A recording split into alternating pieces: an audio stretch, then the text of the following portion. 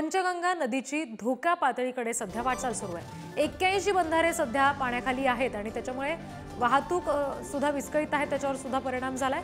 मुसळधार पावसामुळे 8 राज्यमार्ग आणि 20 प्रमुख जिल्हा मार्ग पाण्याखाली आहेत।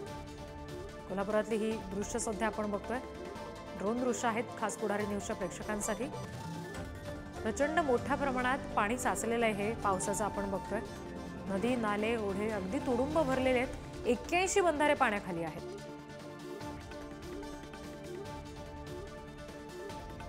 कोल्हापुरातले 20 प्रमुख जिल्हा मार्ग सुद्धा आता पाण्याखाली गेलेले आहेत। पंचगंगा नदीची सुद्धा धोक्याच्या पातळीकडे वाटचाल सुरू आहे। या पावसाचा वाहतुकीवर मोठा परिणाम होतोय। अनेक ठिकाणी वाहतूक विस्कळीत आहे। राज्यमार्ग थेट पाण्याखाली जात असल्यामुळे वाहतूक बंदच ठेवावी लागते। मुसळधार पावसानं कोल्हापूरला अक्षरशः मागच्या काही दिवसापासून झोडपून काढलंय।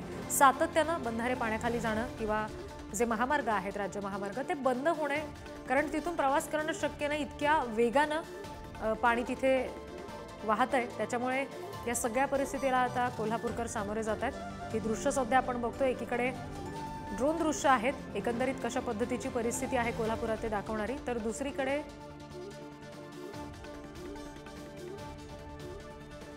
सगळे जे ओढे आहेत, नाले आहेत, ते मोठ्या प्रमाणात प्रवाहित झालेले आहेत।